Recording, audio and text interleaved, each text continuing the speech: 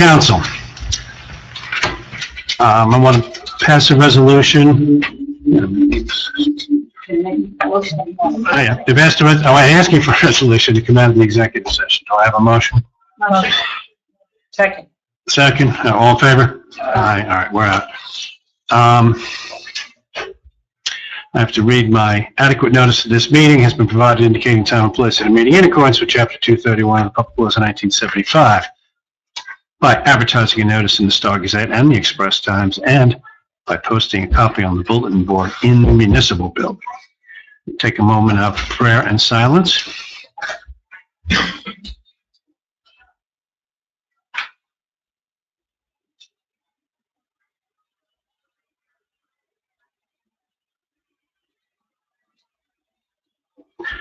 Pledge of Allegiance. Pledge allegiance to the flag of the United States of America and to the republic for which it stands, one nation, under God, indivisible, with liberty and justice for all. Roll call, please. Councilman Valcaro, Councilwoman McKay. Here. Councilwoman Rittenmeyer. Here. Council President Pryor. Here. Mayor. Here. Yes. Council was in executive session for 1 hour and 40 minutes. Topics of discussion are as listed on your agenda. Litigation, Dagan versus Lopatcong, litigation COA, litigation attorney-client privilege opus, contractual Phillipsburg Board of Ed interlocal agreement, contractual CFO position, and LAA contract. The minutes from executive session will be available at such time as the need for confidentiality no longer exists. Thank you, Mayor. Okay, now I think we have from that one item we have to act on, Yes. and that would be the CFO position, the resolution on the CFO position. Is that not correct? I take a motion. I'll make that motion. Do I have a second? Second. Okay, we'll take a vote on that. Okay. Councilwoman McKay. Yes. Councilwoman Rittenmeyer. Yes. Council President Pryor. Yes. Mayor McKay. Yes. All right. Now it is time to go into public comment for agenda items only. That's agenda items only. I'll take a motion. Motion. Second? Second. All in favor? Aye. Aye. All right, we're in public comment, agenda items only. Has anyone a comment?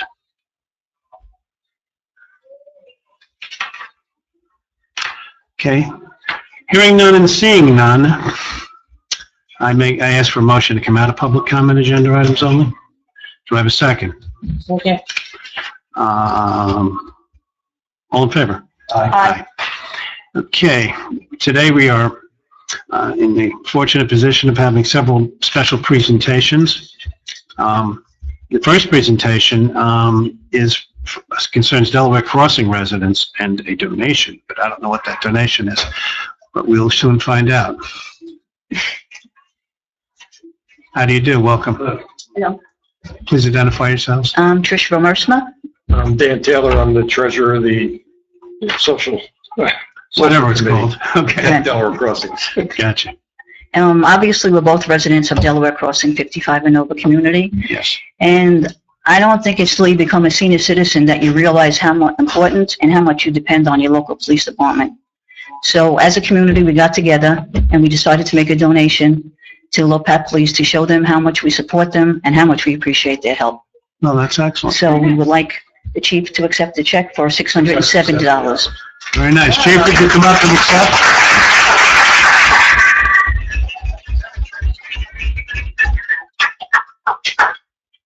Thank you both very much. It's people like you that make this community great. We certainly appreciate it.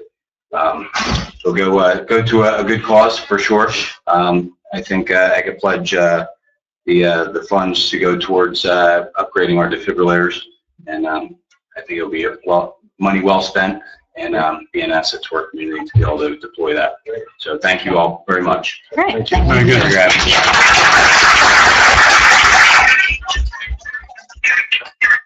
Okay, our second special presentation is from the Lopatcong Emergency Squad concerning the acquisition of an ambulance.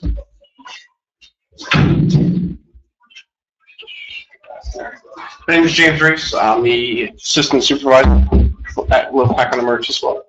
My partner here, Tim Webb, he's one of the workers with me. As you probably heard, the pager went off. The chief, Martin Olson, and the supervisor, Don Oldby, had to go out and call, so they won't be able to attend with us tonight. So we did have a presentation set up. We forgot to get the projector out and everything, so. What we handed you out is just a basic copy of the PowerPoint we came up with, along with written specs for the new ambulance as well as drawings. So, once again, he said, my name's Tim Webb. I'm also a member of the Lopatcong Emergency Squad. What we're looking to replace is our current 1997 GMC 350 SL, which is made by PL Custom. That rig's still in service. This rig, as of next year, which is hopefully when we'd be making the requisition for a new ambulance, would be 20 years old. Maintenance for this truck, since August of last year, is already up to 2,400, a little bit more than that. Keep in mind, this truck was not actually active and until about 3 to 4 months ago when it became state certified.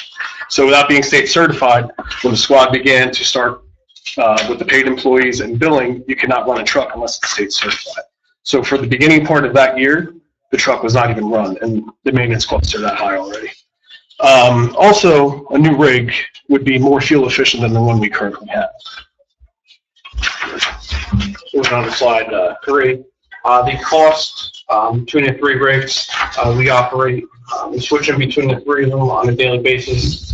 $74.52 since August of 15, $3,217.92. $74.53, $24.55, $73, and then $74.54, $33.58, $70. All three of those costs are August 2015 from start till now. Like he said, 53s have been only state certified running on the operations we've been running for the past few months. So. The replacement we're looking to obtain is a 2016 Ram 4500 Type 1. Type 1 describes what type of truck it is. It's a 4-wheel drive pickup front body. It's a 170-inch box, which is bigger than the current box we have on the back. It'd also be full size, so you'd be able to stand in the box, whereas currently you can't stand. What this does, like I said, it replaces the like apparatus. So the GMC is a 4-wheel drive truck. This would also be 4-wheel drive and pickup style with a diesel engine, just like the current one we have. What we're looking at getting with the box is a standard stock layout. This makes it cheaper for the town. There are not really any custom options we picked for the box itself. So basically what it does, it comes right off the line, and then we basically get the printing put on it and also the stretcher system put in. It also makes it quicker to produce, so the turnaround would be a little quicker. We actually brought the rig tonight, which just went on the call. If you guys wanted to, you could check it out and see it if you wanted to. Going on more of the replacement, like Tim said, it's going to be 4-wheel drive, beneficial for the area with the new high school. In the wintertime, we still do have farms in town, and we also have the hill section, mountain section as well. The main component of the ambulance, besides the truck itself and the box itself, one of the higher end item ends is the striker power load system. We would like to see it accommodate bariatric patients. I'm sorry. We would be the only bariatric truck for the county. Mansfield is actually working on getting something similar in the next few months. So as of right now, there is nothing in the county. We have to call for outside resources. Currently, the closest, I believe, would be Hunterdon County, which would be either Flemington, Raritan, or even possibly Clinton, but that's over a 30-minute response time by the time you have the inter-county delay. So also, PA does have units, but the problem with Pennsylvania is Pennsylvania has a different type of system. So we have the Hunterdon Medical Center paramedics. They run in a separate truck. What Pennsylvania does is they have a paramedic on their ambulance. So there's an issue operating in New Jersey because unfortunately they can't operate under the advanced life support level that they're capable of operating. So Pennsylvania really tries not to come to Jersey, so they don't, basically any conflict of interests. We do have 2 care centers in our jurisdiction. We've been seeing a lot more bariatric patients come out of there. Every day, we're seeing a lot more bigger people out there that we may have to go out and pick up. And we could also use it if needed for neighboring communities. The Stryker power load system, as my partner said, would be able to accommodate a bariatric stretcher, which can accommodate up to 700-pound patients. Currently, right now, the stretcher that we operate can only accommodate up to 500, and that's not including that we'd have to lift it ourselves, so you're also going to have to get more manpower to lift. The system's also safer for the providers, us to use, lessens work-related injuries, because the stretcher itself is basically battery powered. You press the plus button, it goes up on its own. Where now, like I said, you'd have to get more lifting, either 4 or 6 people to try and lift that type of weight. The system's also safer for the patients. What it does, it meets dynamic crash test standards that maximum occupant safety. So not only is it safer for us, it's safer for the patient we're providing care to. Also going off that, within the next year, the state is working on new guidelines that are going to come out.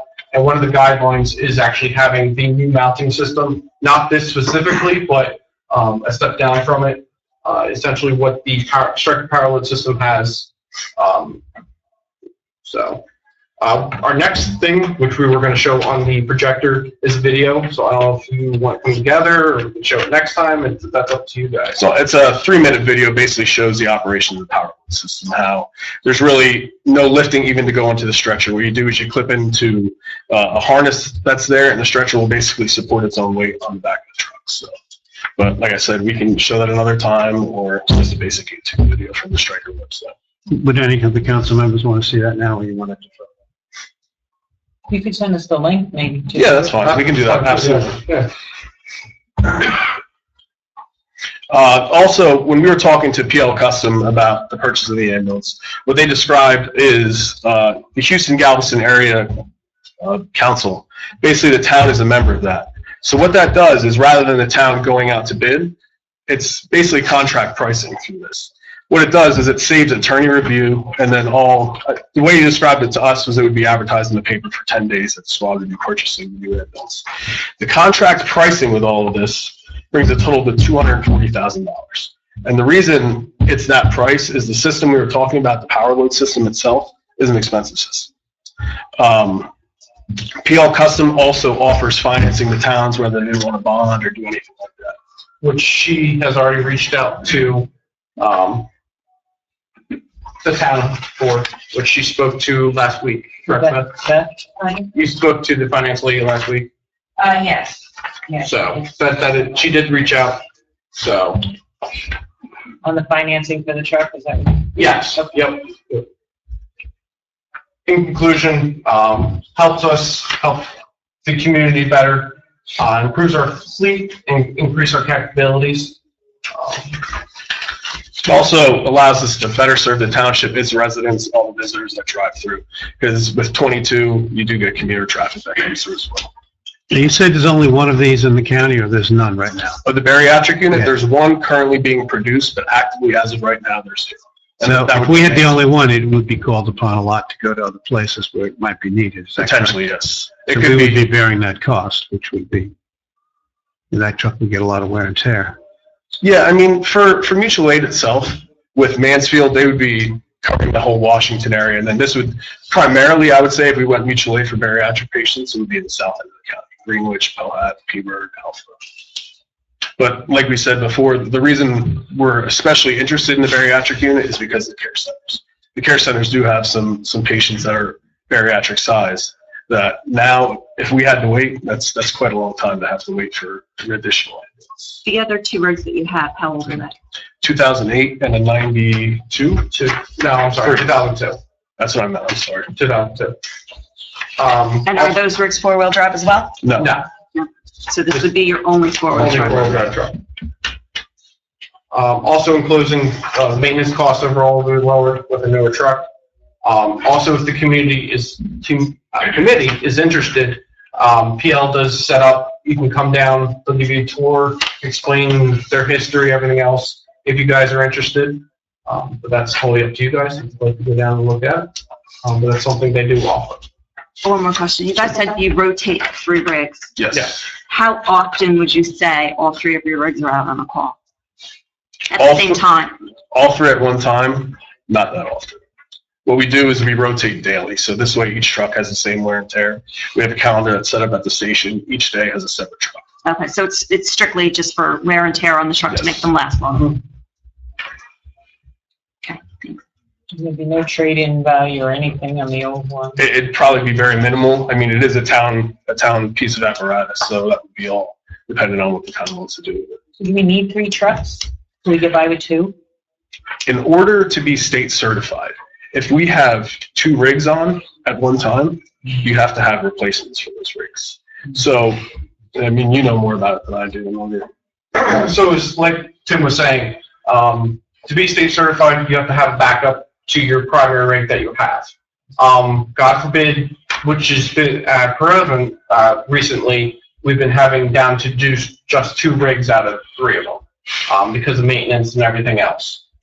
So we like to keep that. The state also mandates us if we do go down to 1, we need to figure something out.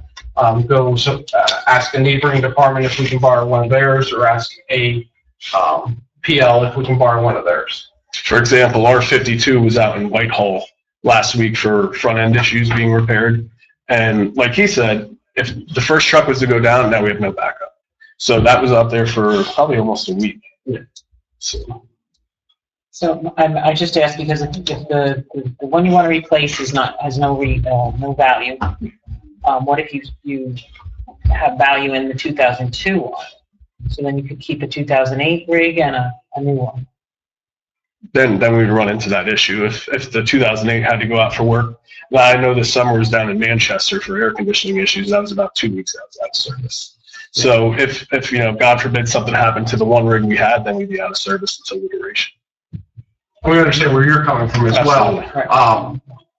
But the state at the end of the day is like, well, they say guidelines and they say you got to do it this way. Is there anything, and I certainly understand the power load, like talking in the hallway, I used to work on a rig and that's how I hurt my back, bariatric patients. Is there anything in between the expensive power load system? You can go with the same retention system where it's not power load. That is an option as well. What's the difference in pricing on that? That probably. That's something I would have to look up. I know the power load itself. I have it in our special. Yeah. Power load itself, altogether, it comes out to be $60,000. That's why we said that line item itself, Right. which is a few of them, but added all together to make it is $60,000. Not including install, just the power load with the clamp system is $26,500. That's not including the bariatric stretcher. That's not including install. Right. When are you guys hoping to acquire this? We wanted to pitch it to the town now. This way it could possibly be in the budget for the next fiscal year. Well, that's what I was going to say. Obviously, nothing's going to happen. No. Oh, no. No, we understand. For next year, and I know very little about our whole EMT operation, so the questions being asked. Okay. What I'd like to do for myself is spend some time with you. Oh, absolutely. About this. And maybe, consider this as we put our budget together. Yeah, I'd like to also explore whether other townships that will be benefiting from this might want to come in and help us out buying this thing, because it's going to be to the whole of Southern Warren County. Why should we bear the cost? Yeah, well, the only real issue that would probably be called to other agencies would be the bariatric truck. If we ended up deciding not going with that, the 4-wheel drive, that's basically replacing the one we have, the demographic we have, snow, everything like that. Because him and I both have issues, just for example, with Scotts Mountain development, where people are unable to plow or shovel their driveway. And there's times we waited for DPW backhoe just to try and get to the driveway in order to get the stretcher through the snow. How many bariatric patients would you say there are in the care centers? Any idea? And I know it's going to vary. Yeah, it changes pretty radically, so we'd have to go and try to get a number for it. This is all part of the equation, and I assume if another town wanted it, they're not going to operate it, you're going to operate it, right? So maybe there's some sort of agreement here. I don't know what we do in shared services in other areas. I'm certainly willing to sit down and talk about it. Absolutely. I have to learn a lot more. No, definitely, understood. Okay. Thank you very much. Thank you. Is there any other questions that you have that we would like to come back next month, or? We'll work on getting the bariatric numbers from the care centers. Right, send us the link. If you guys could leave your contact information, I'll reach out to you. Okay, sounds good. We'll do. Have a cup of coffee and talk. Yeah, okay. When you send the link to the video, and I'm actually on tomorrow, so I'll work on those numbers tomorrow and see if I can get them. great, thank you. Thank you, thank you. Thanks.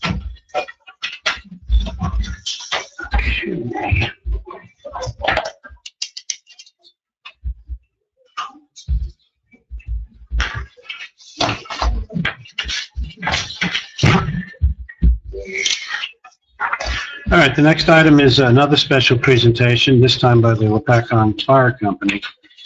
Resolution authorizing a possible grant opportunity. Gentlemen?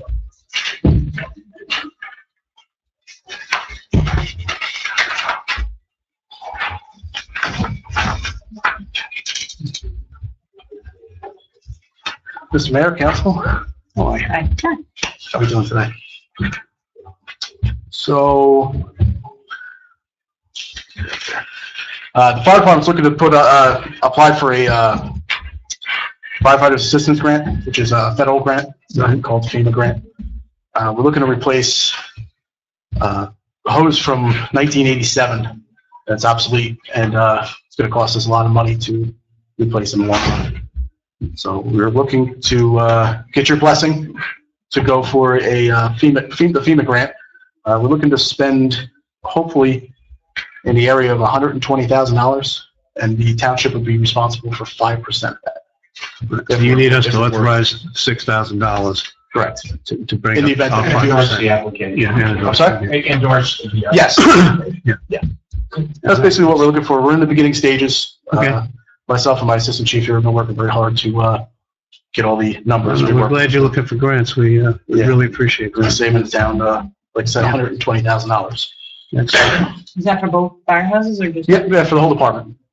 Yeah, we're gonna outfit all three of our main apparatus and get compliant with the rest of the world. We don't want the hoses to leak during a Right. fire. Yeah. Somebody was surprised at the cost, but that includes new fittings and so on. Yeah, it's going to be not only just hose. It's going to we're going to be able to adapt to our trucks, our fire hydrants, our neighboring communities, because we are on mutual aid agreements with Phillipsburg and Greenwich and so on and so forth. Yes.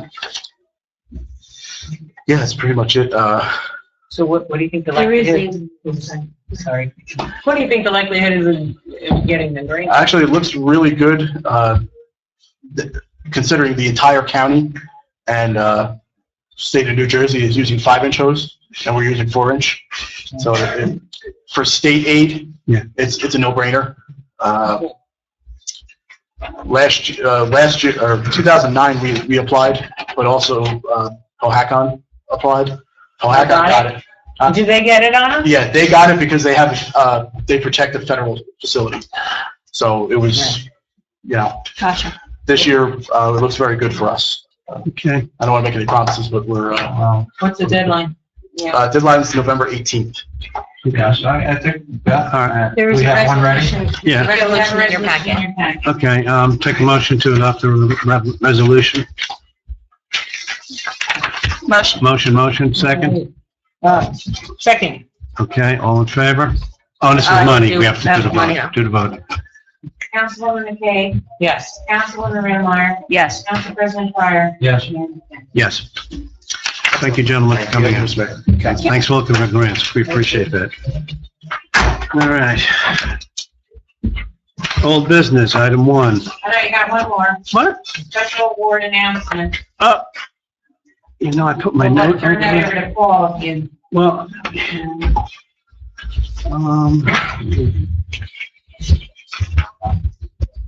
let me just find it here. Yeah, all right, I could speak to this a little bit. The entryway to the Phillipsburg High School project has been given a first place award to Paul, has been given a first place award by the Engineering Society for the best intergovernmental project. And we're very proud of that. I've telephoned Paul to tell him that we were very appreciative of that. And maybe he'll give you some of the details. Paul? Yeah, thank you, Mayor. I had submitted to the New Jersey Society of Municipal Engineers an award application under specific category municipal projects involving intergovernmental cooperation. If you're not aware, the Municipal Engineering Society every year has an award program for projects. They have various categories of projects, and they evaluate the applications that are submitted and make decisions on which ones will get the awards, and they hand out those awards at their annual luncheon during the League of Municipality. So I had filed an application for your project, and it was ranked very well, and we were able to obtain an award for the township for the project. So I think that's a great thing. I think it's a testament to all the hard work that the Township Council put in on this particular project.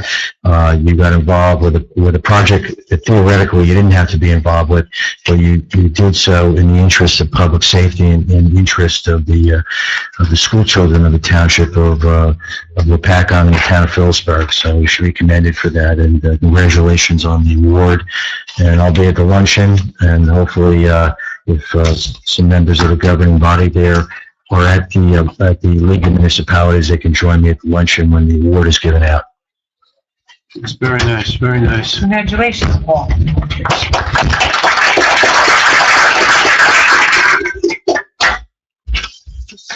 Just so you know, there was a nice letter enclosed in our packets. Yes. And just the first sentence, it says, on behalf of the New Jersey Society of Municipal Engineers Incorporated and the Awards Committee, and sorry, the letter was addressed to Mr. Paul Sturvins. I am pleased to inform you and your mayor by copy the above captioned project was selected as a first place recipient in the municipal projects involving intergovernmental cooperation. So congratulations, Paul. Thank you. G category. G category. Whatever. Thank you. All right. All right, we're now out of the official presentations and awards section of the meeting, and we're going to move into old business. First item is to approve executive and regular session minutes for September 7th and 19th, 2016. I'll take a motion. Motion. Second. Discussion. Roll call, please. Yes, Councilwoman McKay. Yes. Councilwoman Whitmire. Yes. Council President Pryor. Yes. Yes. Next item is a resolution authorizing New Jersey Transit to add courtesy bus stops. And I think the representatives of the school are here to talk about that. Is that so? I'm prepared to talk if you would like me to. I didn't know it. Yeah, sure. Say a few words. Well, Rainey was here and did a presentation. She can just bring us up to date. Chief. Sure. I was contacted by Mr. Robert Pegg this week, Friday, and he informed me that they were going to go ahead and propose for additional stops at no charge to the township. The important part that he specified to me was that there will be no obstruction to anybody's property. There will be no signs. He thought that the residents would have a problem with a sign being posted. So he said that there would be nothing of that nature on there. The stops would just be on the sidewalk. The 4 stops would be along Red School Lane and Powderhorn Drive, along Red School Lane and between Canterbury and Stonehenge, along Charles Road and Red School Lane, and then Roseberry Street and Belvedere Road. So they start at Brakely Gardens, and then they'll hit 3 additional stops on Red School Lane, turn on Charles Road, turn left on Belvedere Road, and then drop the children off at Belvedere and Roseberry Street, so that the children would just be walking up the hill because there's a crossing guard. Now, how many bus trips a day will occur? Just 2. Their stops will leave, just 1. Leave Brakely Gardens at 6:55 a.m. and then it would be a few minutes along Red Skull Lane until... So it's only one way, it's not after school? No, it is after school. I'm sorry, I made a mistake. It's 6:55 and then another run at 7:25. So the children who want to go to OP would have to get on the earlier bus, and then there's a 7:25 So they're doing 2 runs in the morning, and then the return would be at 2:46 at the Roseberry and Belvedere stop to come home. One home and 2 in, okay. And you said last time, I think it was, if I remember correctly, it was around $1.60. Yes, and I don't, Not right. telling you exactly to it, Right. but something close. It's on the paper that I have. That's one thing that I didn't verify with them. But I think that's about what it is. Brady, are these new stops or is it a new loop? He proposes it as new, added courtesy bus stops. So they've already got a bus Correct. making a route. and these Right, are the just bus extra was stops. always stopping at Brakely Gardens, but nowhere else on that route. So if the ridership is poor, did he mention cancellation? He did not. He was hopeful that there would be an increase in riders, but his, discussion with me is about the safety and security of the students, as we are concerned. Again, we appreciate your initiative. Yes. How can we let people know about the availability? Well, I did speak with Mr. Pegg and told him that there was a meeting tonight, and that if it was approved, that I would be reaching out to him to find out a way to create a flyer. He was going to be very helpful with Okay. that, in that regard. All right, very Whether good. we post it, contact the parents who live in the community, We could do something on our on the website, Yeah. something along All right. those lines. This is very good. Now, November 28th. Phillipsburg, there is a resolution for Phillipsburg. I've been in touch with the council in Phillipsburg, Mayor Ellis's office, and they're going to put it on their agenda for November 14th, and I will be present at that meeting as well. They submitted it to their council. I did hear from their council that it was of great merit. So this was the first stop with us, and then Phillipsburg, they need to, because the Roseberry Belvedere is the Phillipsburg. this isn't yet another way to assure more safety to our kids walking to school. Taking Now, them there off was the also Belvedere. proposed allowing the children to walk through the parklands. Does the school system have any thoughts on that? Would that affect the busing, the number of kids that are presently being bused? The busing wouldn't change with that Wouldn't change. proposal. We wouldn't be changing busing. I see. So, So the kids that get it would continue to get it, correct. but new kids It would wish to not go have through any, that way. it would not have any and impact no on, impact. correct. You know, I am curious on that because the reg seemed very clear there, where the reg read. If it became a shorter distance to walk If to it school, was wouldn't along that- a public street or walkway, if it's a public walkway and it's shorter, that would be the distance, and that's what the law and the reg said, so. So I'm not that's just- disputing you, I'm just saying that's what I read. Well, in that regard, I don't know if you do choose to offer that, then we would have to look at it, but I don't think that it would change for too many children.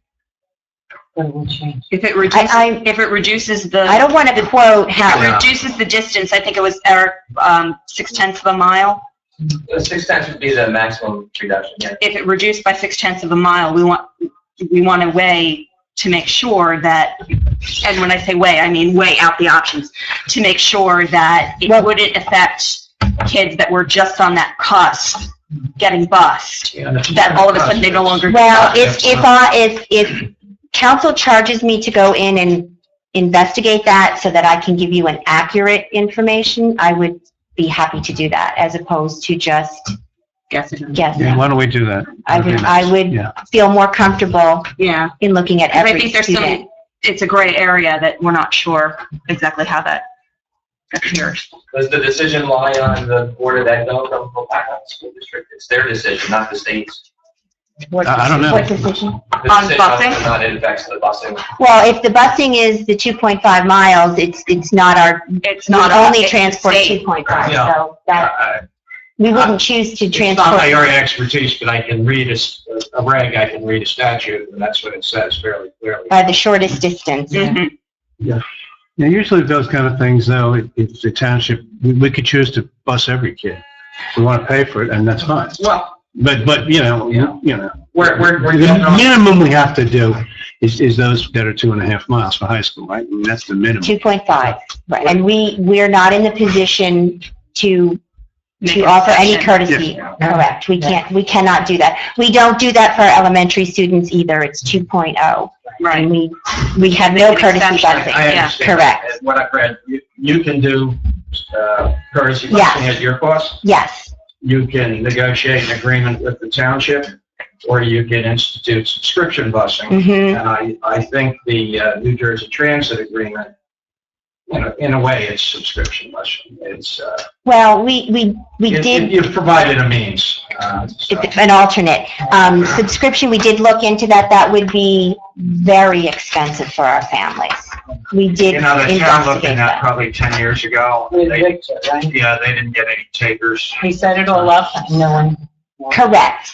It really opens up a can of worms, and it would be very expensive for our children, for Back our to the bus families. though, it's $1.60 each way. Yes, You were- that's what it was the last. I think yeah, that's what you yeah. had said. Okay. Again, Randy, Thank you. thank you for So, your. That's great. Thank you very much. for considering it. All right, I'll take a motion on the, to approve the resolution. I'll make that motion. All right, You want to go? who's taking a second? We need a second. Can you do it? Yeah, I'll do the I'll motion. second it. Okay, We'll clear the fourth at 10. yeah, this one I guess we can do with just, all in favor? Aye. Aye. Aye. Okay, passed. Next item, now we go into new business. Mayor's Wellness Committee. People from the Mayor's Wellness Committee are present. Hi, Leslie Franzak, and bear with me because this stuff is still relatively new to me and Cecilia. So one of the things that we're working on is trying to, well, ShopRite has, the dietitian there has said that they would like to work with us on a weight loss challenge for the community. We're hoping to do like a 12-week program starting the first week of January 9th. She would weigh in people in their conference room on the second floor, provide nutritional advice, and then weigh them out. And then they'd have an optional, which would end up, the end of the program would end around April 3rd that week. And about 6 weeks in, they do an optional weigh-in. She would offer store tours, and also they have like a 6-week weight management class that she would offer to participants as well. No cost to the members, people who decide to join. A couple of things that they would like to do is, of course, put their logo on any kind of advertising, so they're asking for that.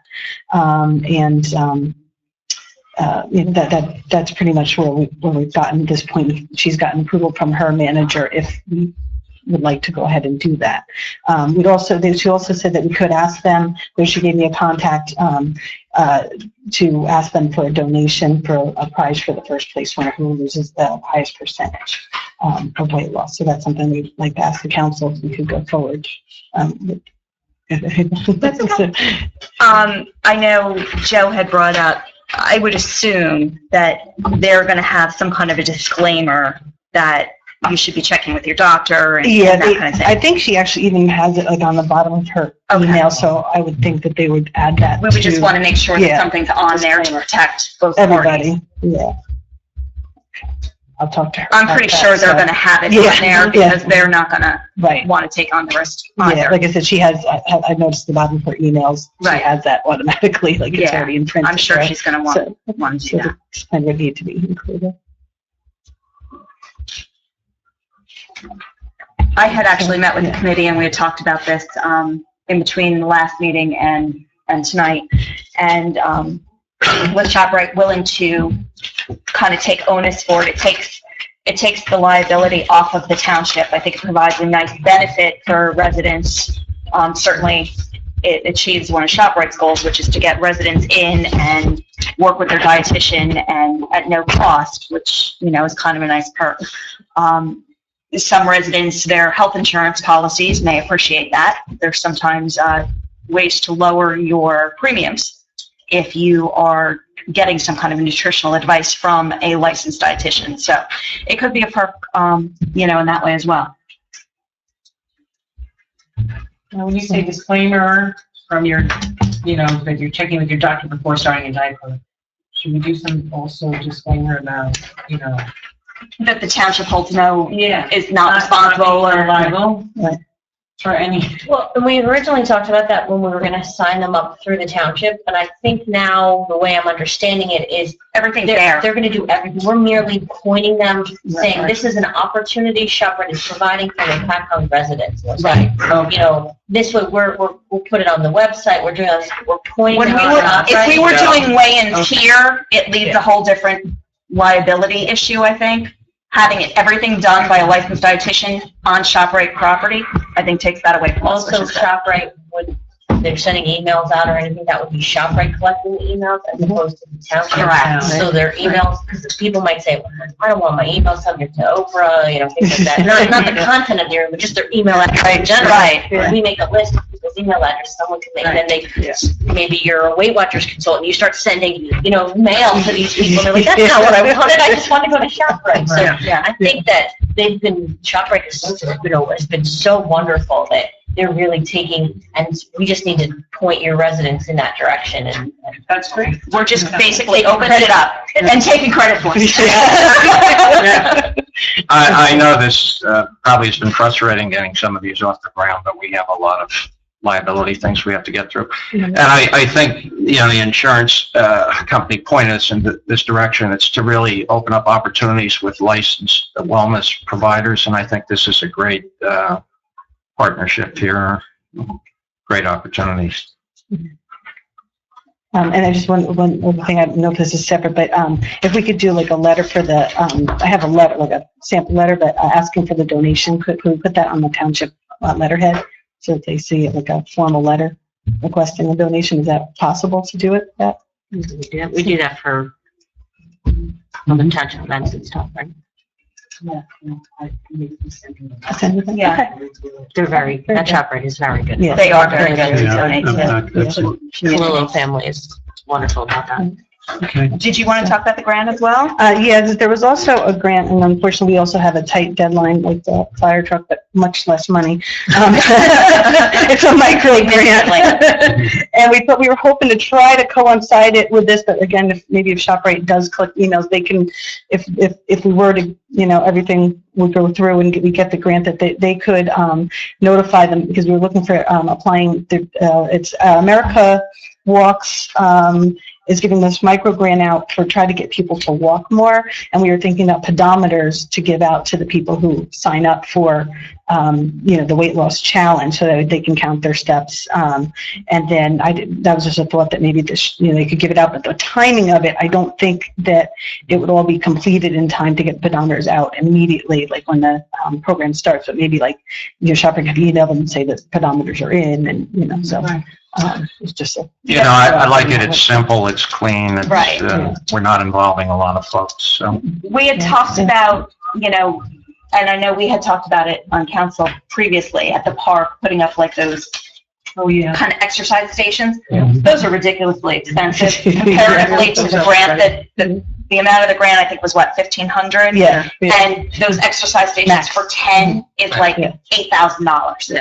Yeah. So, Yeah, this is maximum Maybe this is 1,500. Right. yes. A little extra incentive to sign up. exactly. Right, for the weight loss Program. challenge, yeah. So, I mean, and then there was just a couple questions if we do go apply for it, the 501c nonprofit, and they asked also if we would do photographs, and we said if you didn't want anybody else, we would just do photographs, you know, that would be, we'd sign a waiver to, you know, fill the photograph part of, you know, and then, but they did about the, I wasn't sure about the 501c status or the nonprofit, so if I were to. That might be an issue, right? You can forward all that. Forward it to you? I can work on Okay. filing grant with you, so Okay. that it's done from the township. Excellent. But does the grantee have to be a 501c3? Is that what they're saying? It just asked, just a yes or no radio. Maybe we can so. say something like, we're not a 50, but we're an exempt organization. Yeah, it said, it said, Not a 501c3. yeah, it did, it says, does your organization have a 501c3 nonprofit status, or will your organization be working with a nonprofit that will administer the funds for them at no cost? That's the exact Oh, question. yeah. That can help you answer that. Beth can help you file that and put everything in. But thank you very much, Okay, sure, ladies. thank you. Okay, thank you. Thank you, ladies. Oh, by the way, the ShopRite display that you created a year ago, almost everything's gone. I see that wants to refill. We have some stuff left over from the community day, so we can restock. Yeah, recipes were popular. I think. Okay, great. Okay, thank you. All right, our action on this would be to,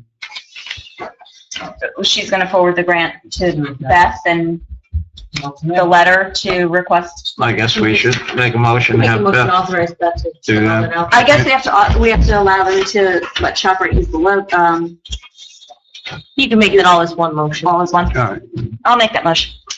all right, do I have a second? I'll second it. All in favor? Aye. Okay. Good. All right, well, now we have to approve change order number 2. What? No, number 2. What's number 2? Oh, I'm sorry. Dave. Dave Lance wishes to speak on gypsy moths. Good evening. What happened to the fire alarm? Most of you probably know me or not. Property owner of 258 Lowe's Hollow Road and also 234 Lowe's Hollow Road with a total amount of property of 16.2 acres. When I'm here to ring the bell about a gypsy moth problems that we've had going on, this will be the second year that we had it. And this year, the foliation was very, very great. A lot of the trees lost more than 50% of their canopy. I have here a map that shows the moth defoliation of 2015. This is from provided by the New Jersey Department of Agriculture.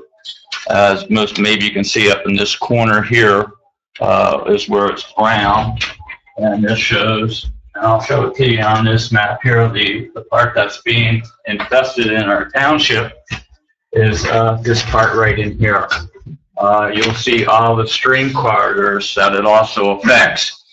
When you lose a canopy, the sun gets to directly hit the streams, which actually warms up the streams. And both the streams that we're talking about on this side here, these stream beds affect the Lopatcong Creek, and these stream beds affect Merle Creek, which are both Class 1 trout streams. Okay. It says, how does this control program work? What I'm asking the township to do is to apply for the spray program. And what it says is the residential or recreation forest has an average of more than 500 egg masses per acre and is at least 50 acres in size, which we do have. Like I said, I have a little over 16 acres. The neighbor's got 17 and 9, so we have more than 50 acres that are being affected. Now, it said what they do is you have to ask the State Department of Agriculture to come in and do an egg mass count. And they say basically if there's 500 egg masses per acres, it pretty much would qualify for this program. Now, just to give you a general example, I just took one tree that I didn't have to walk in the woods at, and I counted 36 egg masses on the base of the tree. So what happened was from this year's moth, and I'll give you what my forester, we're all under woodlot management up in that area. I'm trying to think of what his name is, but he's the forester for the Warren County Soil Conservation District. And he was there and he saw, because we all had to go through our inspections, and he happened to see the infestation of the moths. Actually, the leaf litter on Lowe's Hollow Road was in feet, not in inches. So that's how much they destroyed. And they just seemed to come down the mountainside. So it's only going to get worse. What it says here, it says, what can a homeowner do to be included in the department's cooperative gypsy moth suppression program? It says, since there are certain legal and fiscal requirements for participation in the aerial spray program, the department can only work with local municipal governments. However, when a municipal requests an egg mass survey, we send department inspectors to the municipal building to pick up a map and request locations of complaints of gypsy moth damage. The homeowner can play an active role in the progress by requesting that your municipal officials ask the department for a gypsy moth mass survey and file a written complaint about the location. That's what I'm doing tonight. I'm asking if you would kindly do this so that we could get this ball on. Now, I don't know what the cost association is. I've been reading. Pardon? I can speak to that when you can. Okay. I believe that here it says the United States Department of Agricultural Forest Service, they do some cost-sharing funds resulting in about 50% reimbursement. Now, when I brought this up is, you know, some people say, well, you know, it's private ownership. Well, all our owners up there, you know, we're in the Highland Protection Act. We're in the Ridge Protection Act. So, you know, if we're not going to protect it, you know, just so we don't have the resources, the homeowners, to actually go get an airplane and spray. The spray that they do use, and it has to be in order to stop this, and to me, like I said, maybe it's got to be over 50 acres. I'm sure of it. I mean, I don't think waiting until it gets 100 acres or 200 acres is appropriate. You know, an ounce of pure is worth a pound of pure, in other words. So this is what I'm requesting of council, if you would get a hold of. I know I've talked to Beth about this, and I don't know what they. Well, actually, we did request a survey be done back in August, so at this time of year, they come out and they do a survey and they determine what the infestation is, and if it meets the criteria, they will send a letter recommending the aerial spraying. And they work in conjunction with the grant, you know, federal grant. And we went through this back in the year 2001. We requested, we had that big problem years ago. And they came out and sprayed, and it was a 50% reimbursement. This year, it's a 31% reimbursement. But they will come out and do their survey first. They will send a letter of recommendation. If we meet the criteria, then they would, you know, tell us the cost involved and what, and we would pay for that all up front. And then 31% would come back to us. Do you know what the cost was when we did it the last time? I don't know. I don't remember. It was back in 2001. Okay. And they would spray probably in the spring, right? They spray in the spring, is exactly correct. Yeah, it has to be sprayed in May. Do we know if they come up there?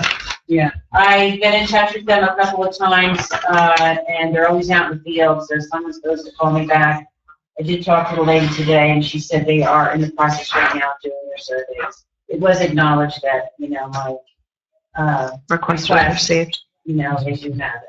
Yeah, the spray they do use, by the way, is a bacterium, which when eaten by the gypsy moth, it just kills them. It doesn't kill all the other insects. So it just is directed just towards the gypsy moth. Is this something people have to stay inside on that? I would probably let it happen, but you know, a lot of it affects most of the trees that have really been affected are defoliated were the oak trees.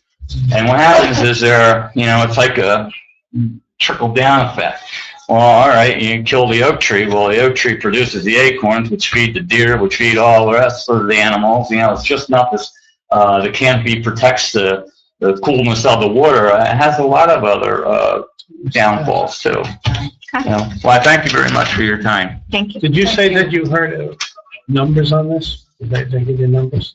No. I think She said the percentage they would pay. they'll do the survey and then give us the cost. And then we'll have to decide what we can do with that. And Beth, That's maybe if we still have it in the files, if you could pull out whatever we did back in 2001. Yeah. I can look through that, explain myself with the program. All righty then. Thank you. Thank you for letting us know about this situation. 3, approve change order number 2 and partial payment to Sakaro Inc. for work completed on the Phillipsburg High School roadway improvement award-winning project in the amount of $181,403.29. I take a motion. Motion. I'll take a I'll second. second that. Any discussion? Yeah, Paul, could you just real quick tell us about this? It's this is actually change order 3 and partial payment 4. The contractor finished a lot of work associated with the paving and the completion of the traffic signal on the project, as well as some of the restoration work. So this invoice reflects all that particular work at this point. So I'm recommending that you pay that. And the change order was for what?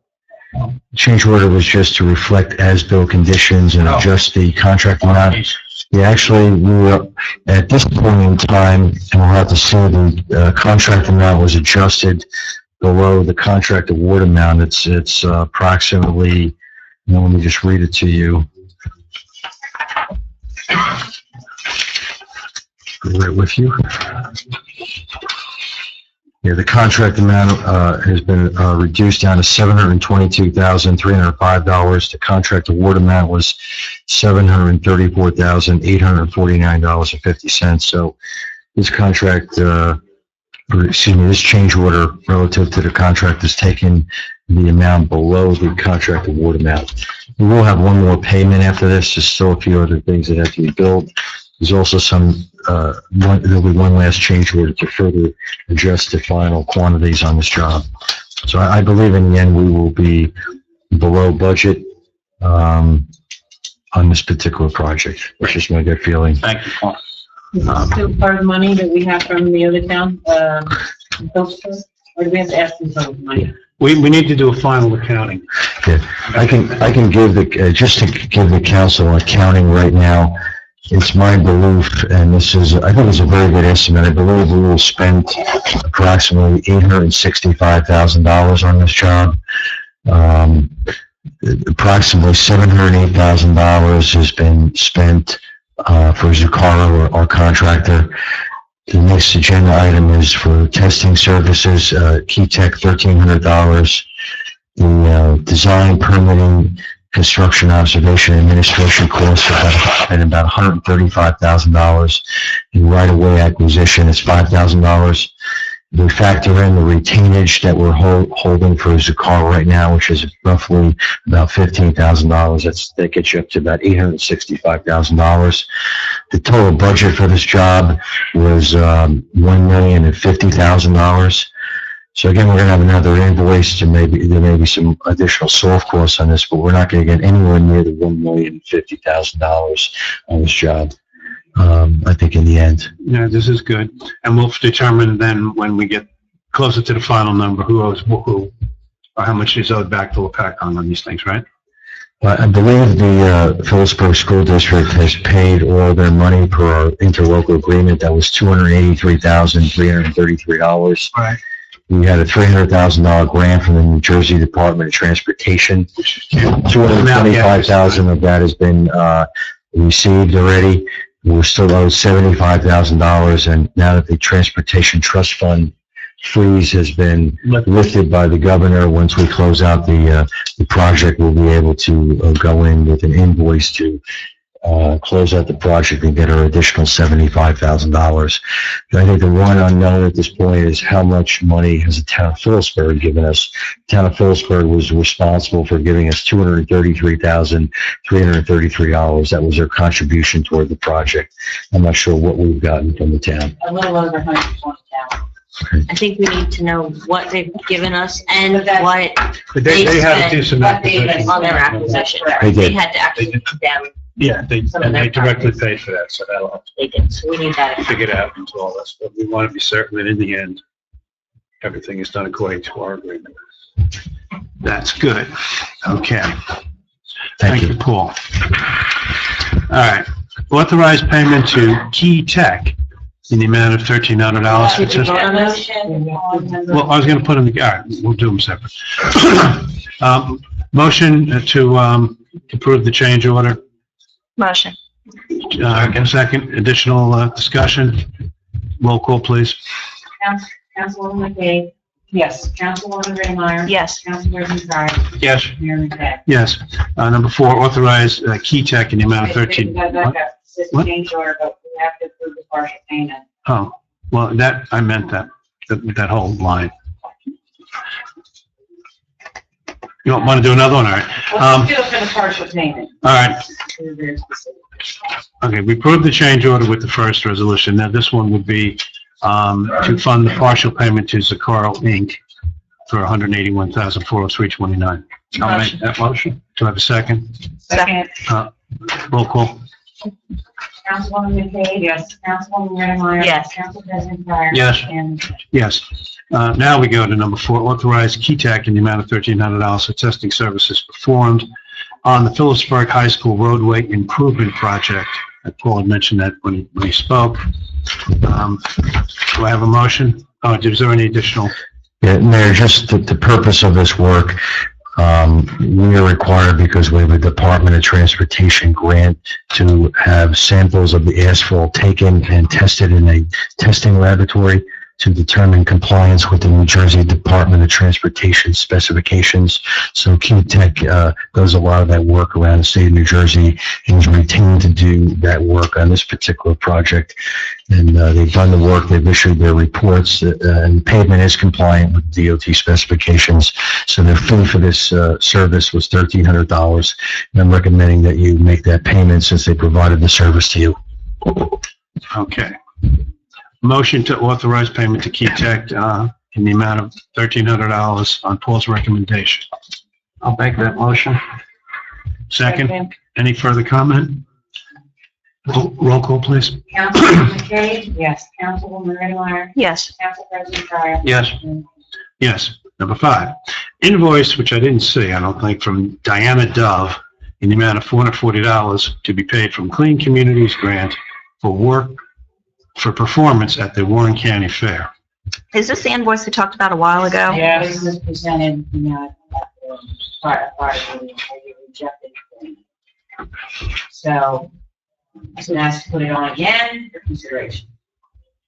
This is the one where no one knew who authorized it, or? It wasn't authorized. I think they just kind of went ahead. We've done it in the past. I'm not familiar with those guys. They tend to do, I think they've done that. You could have made that comment. But they didn't specifically ask for authorization from the town. Did they? She takes money from every town. We didn't discuss it until after they sent it. Is that how you see it? She didn't produce any documentation to She indicate. sent the invoice and I told her to go for approval. She sent the invoice after the fact. Right, yeah. Yeah, but she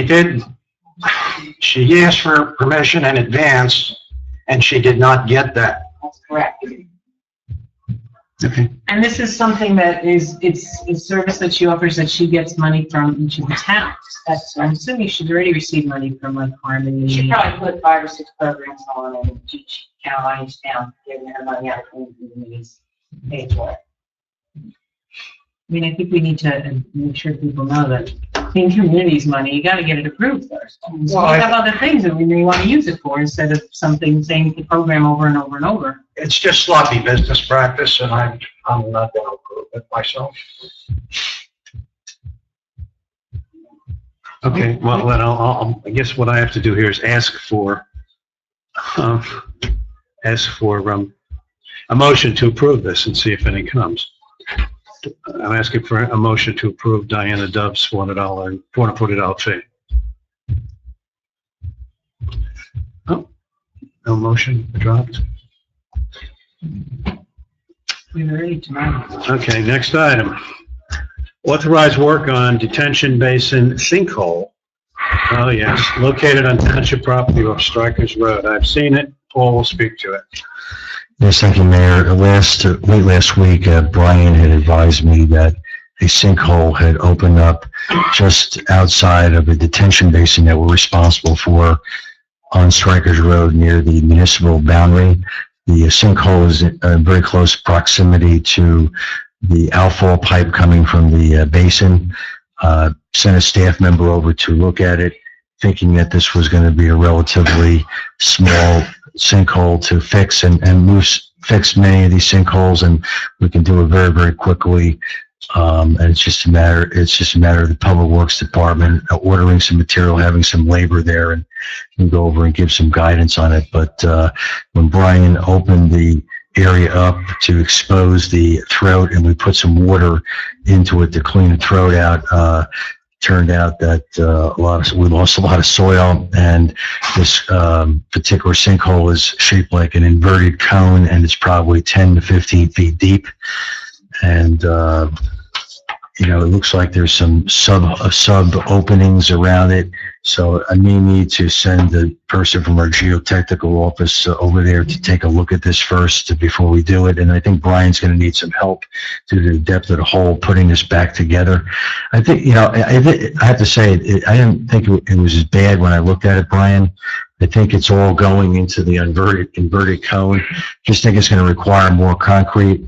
And it's going to require some more work to fill that hole back up in layers and compact it. So I just wanted to get your blessing to, do this so I can work with Brian, and we may have to bring a contractor in to help in these regards. Where did the hole open up initially for? Just outside, there's a pipe outfall with a head wall, and there's a riprap apron for erosion control. Right in the center of that erosion control apron. There must have been some soft, fractured rock underneath Public it. property? Yeah. On public property, yes. Yeah, it's dropped it several feet, the stone. I believe it's actually on county property, if I'm not mistaken, but they gave us permission when we were realigning Strikers Road to put the drainage outfall on that property. Yeah, I guess what I'd be concerned with, we don't go off the reservation with some huge repair, that basically what we're talking about now is slug. That's what I'm looking to do. And Brian's done a nice job. He has basically windrowed the stone around the inverted cone so we can, reuse that once we fill it in and we get some soil to put in that area. So still trying to look at it simplistically. I hope that we can do it. Would it make sense to use the radar, the ground penetrating radar at this point, to see if the cavity is huge? As long as it's not real expensive. I just want to have one of my geotechnical guys out there just to take a look at it, has some experience in this. I think it's localized to this inverted cone, but I want to make sure of that before we start ordering concrete to fill in the hole. Is it near enough to Strikers Road that can be a potential problem? No, it's way off the road, and there doesn't seem to be any subsidence other than where this inverted cone is. So we're fortunate it doesn't seem to be affecting the retention basin or the roadway or anything. But beyond the retention basin, it looked like it was depressed. Yeah, where the riprap apron was for the erosion control, where all the water was running through. And the water, I think, was probably nose diving down, and you have some soft fractured rock there, and I think over time we lost our soil material. That's why we had this area slumping. All right. Can we get money from the county for the repair? Is it on county property or county? I believe the outfall is on county property. But it's our outfall. It's our outfall. The former county engineer let us outfall the water there to help us when we were going through. We had a lot of complications trying to realign the road, property acquisition, the DEP. We had to get significant DEP permitting to allow that. So he tried to help us out, and he gave us that, allowed us to outfall the water there from the detention basin. Have we talked to the county at all? Not at all. Do you need to get approval or anything from them? Thinking we probably should before we invest concrete and stuff. We'll let Mr. Gleba know what we're doing. Yeah. The county And ask them for engineer. money. Doesn't hurt to ask. I know what the answer is going to be. Right, keep the trucks away from the front. I'm sure they'll say that we somehow caused this with our outfall. So Fortunately, it's not under a building or a house or something. that's Yeah, correct. or the road. Yeah. So We do have a problem with sinkholes. Yeah. Thank you. I will take care of that and work with Brian. Thank you. Thank you. All right, I guess we have to do a motion to authorize Paul to take care of it in the fashion that we just discussed. Do I hear a motion? I'll make that motion. Do I hear a second? I'll second. Further discussion? Okay, all in favor? Aye. Thank you. All right. All right, this next one, I don't know what this is. Ordinance regarding council liaisons. Well, we exchanged Finance emails. committee. The mayor expressed concern that I was the only member of the finance committee and the shared services negotiations committee. One other. Well, the other one is a liaison, and that's the council's appointment, and that's the way that one's going to be. It makes no sense to have two liaisons. The committees, you're free to appoint. You can appoint a finance committee member tonight, and same with the shared services. Donna was a member of both of those, and when she resigned, no one was reappointed. It says right in the ordinance, the finance committee is your appointment, so appoint away. Who would like to be on the finance committee? I was gonna say this is potentially my last, meeting, so it wouldn't make sense for me to do And it. who's not here? And Lou's not here. Lou at one time, he was on it. Yeah, but he expressed that he wasn't comfortable with it, so. What if you table the appointment until after the election, you know who's up here? Well, we have a lot of negotiations. That's the other committee, negotiations. Yeah. And there are several contracts that have to be negotiated. And I don't think you want to do that by yourself, so. What's that? You would want a second person in there. Oh, yeah. Yeah. In the past, they did it, and then they would come to council with recommendations. What? Maybe, You want that? yeah. You'll do Well, negotiation. Maybe. All right. We'll place you on that. For a week. Shared services and negotiation. Yeah, I do have a suggestion, for the council's consideration. I didn't realize this at the time. I didn't negotiate the chief's salary.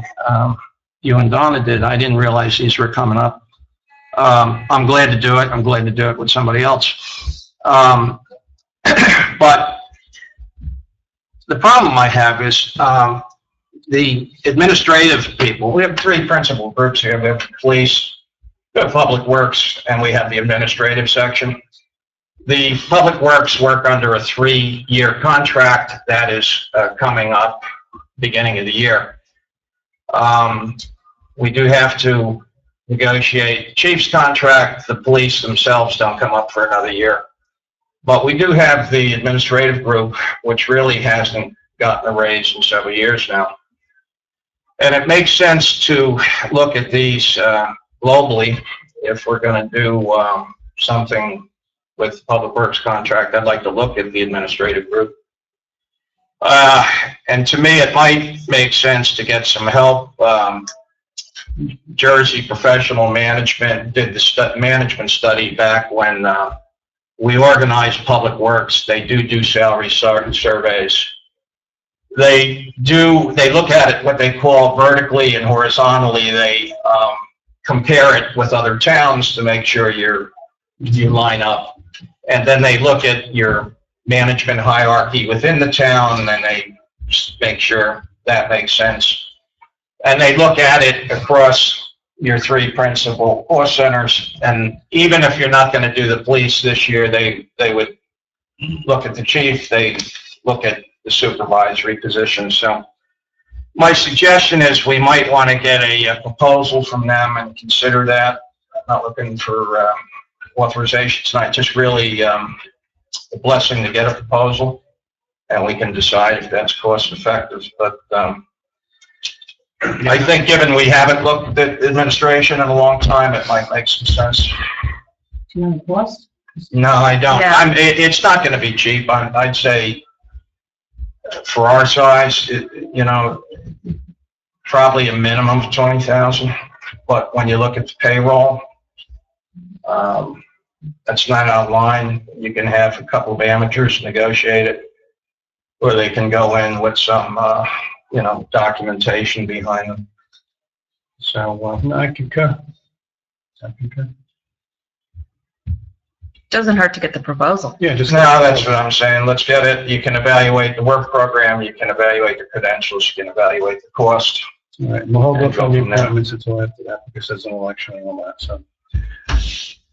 We'll hold off on the appointments to the next meeting. Fair enough. Okay? Fair enough. Good enough. All right, now we get into the consent agenda. Number 8. What? It's your item. Discuss the property, the township property known as Block 115, Lot 101. Okay, this is a 4.5 acre property. It sits behind Clymer Village. It runs along Baltimore Street. Right now, a stream goes through one side of the property, and then it has repairing issues there. It's what, about 300 feet? 300-foot buffer, there's the power easement there, there's a sewer line. Okay. County Bridge. And this county has a bridge. The question arises as to whether or not it would make sense to consider alerting Clymer Village of the availability of that property. Right now, we own it, get nothing for it. We don't get a penny in taxes. Clymer Village is intending next year to come back and see us about renegotiating their pilot program. And they want to refinance their debt, which is, government debt, and they want to do some rehabilitation on the buildings they have now. So it might be an opportune moment to see if they would be interested in putting more units on the property if they had this additional 4.5 acres. Now, true, they couldn't build on most of it, but there might be enough buildable space. I think Paul indicated about a third without going through a big analysis they could possibly build on. We don't know whether there are any additional deed restrictions on this property. That would have to be researched. We know there is the stream. We know that there's some right-of-way stuff. If it were possible, and if none of these restrictions get in the way, it might make sense to have discussions with Clymer and maybe that they could put a dozen, 2 dozen more units there. We would have the additional housing for the seniors that we've had some people at the last meeting come in and say is needed in the township. We would also have likely COA credits for the units because they would be Clymer Village units that were eligible for COA. I don't know if we could use all of them this year, but going forward, we would have units banked. It's just way out there. It's not anywhere near close to doing this, but I think it's something that we should explore. So what I wanted to do is to see if the council felt that, the time to explore this, has come. We would get the pilot payments. I think we get 15% of gross rents out of the Clymer Village. So if we got another, $300,000 of rents, we get 50% of it. Maybe we get $20,000, $30,000 of additional revenue out of the property. Right now we get zero.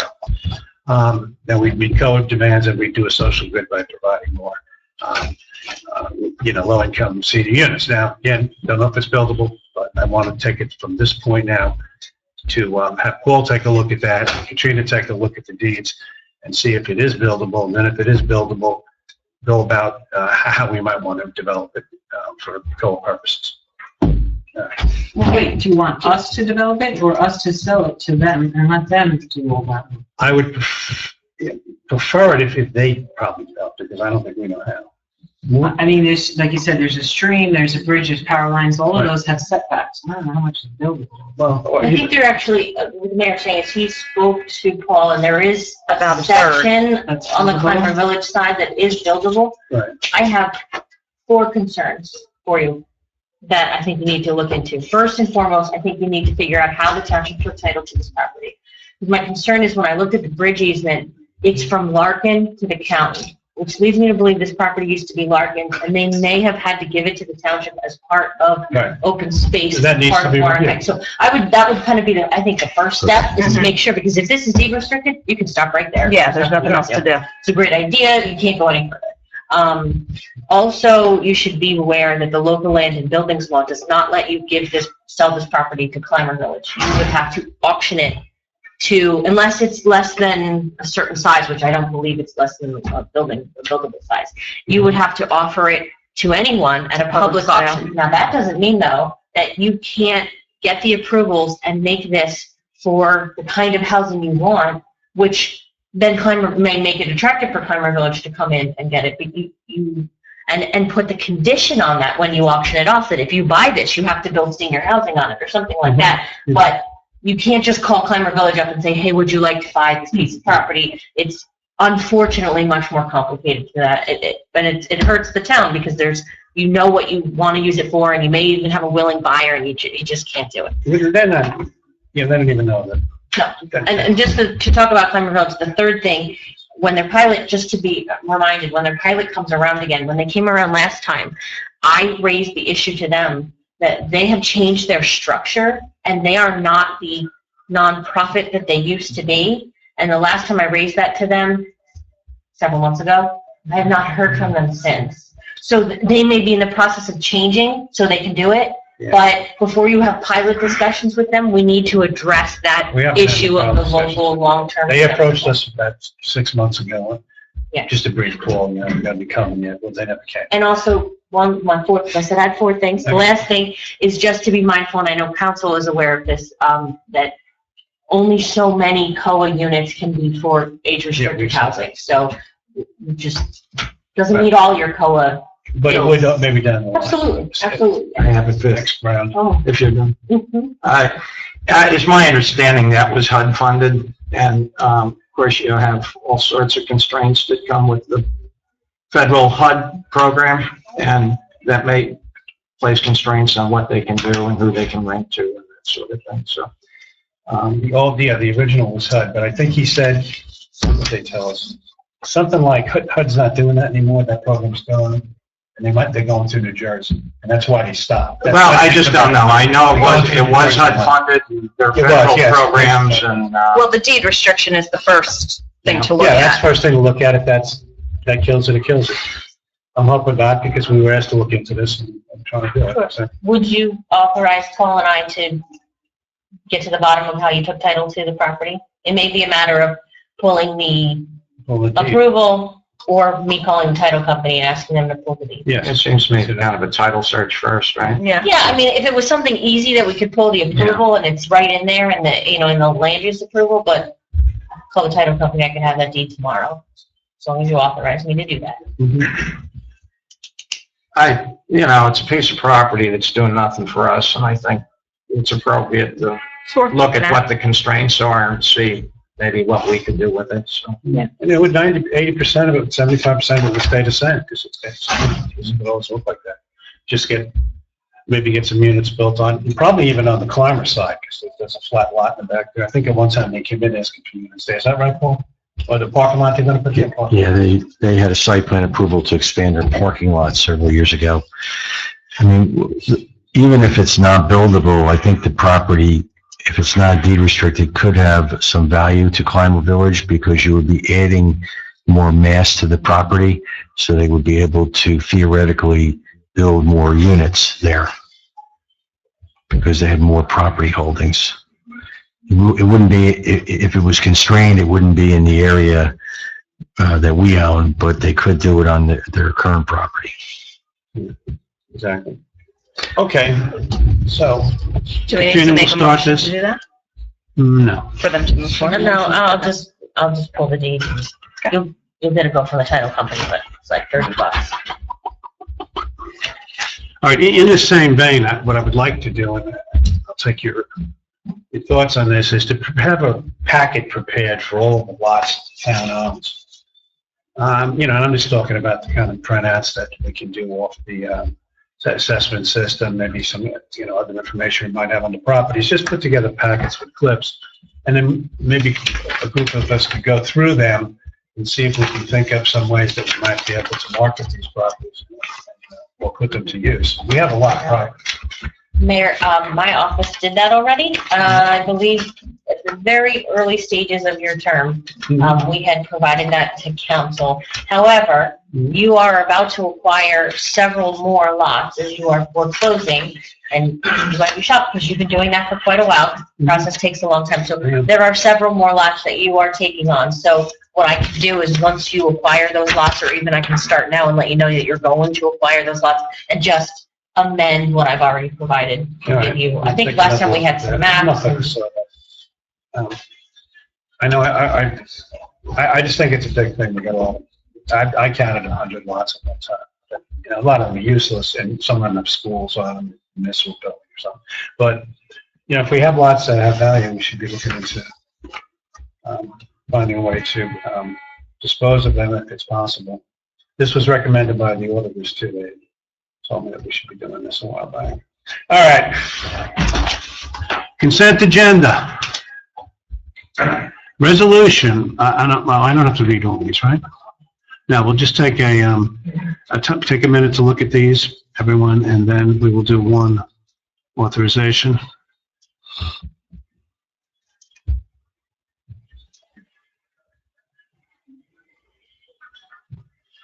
Okay, does anybody want to pull anything out of this consent agenda before we do it? No? Okay. Then I would ask for a resolution, I'd ask for a motion to approve these 10 consent items. I'll make that motion. And I'd like a second. Second.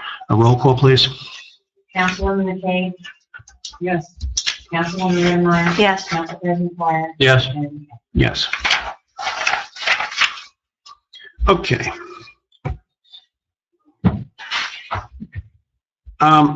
Chief, are you in a hurry? I'll bring you up first if you have to get out of here for any reason.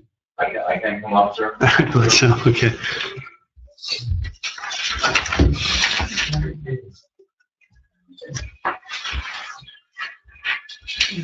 Thank you, Mayor.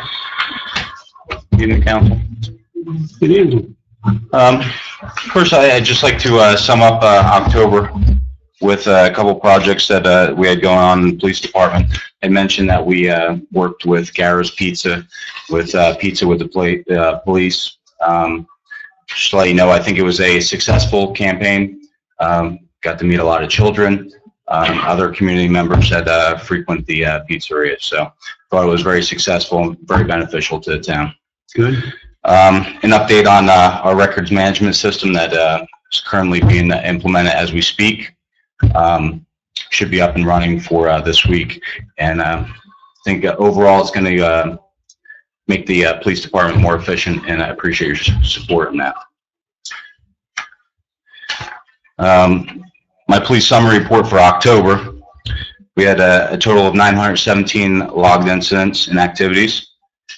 Crimes and offenses during this time period included 13 reports of theft, 3 reports of harassment, 3 reports of disputes and civil matters, 4 domestic violence reports, 5 reports of criminal mischief, 6 reports of assault, 2 reports of burglary, and 11 arrests for criminal or other arrests. With regards to traffic violations, we had a total of 41 moving violations issued and 25 non-moving violations issued during this time period. And for our roadways, we had a total of 23 motor vehicle accidents during the month of October with 4 reported injuries. That's my report for October. Thank you, Chief. Do we have an area where we're getting more accidents than others, or? To tell you the truth, we are getting an abundance of motor vehicle accidents on our Route 22 eastbound curve over the 57 overpass there. Both directions, yeah. And a lot of it has to do with precipitation.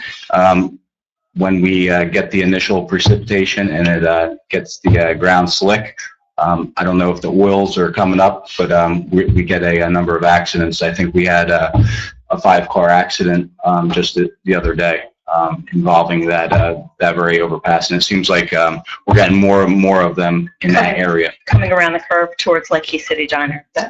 Actually, yeah, 22 eastbound and westbound. I'm seeing it more so on the eastbound side. Gotcha. Just as you're going past the 57 split. Gotcha. Okay.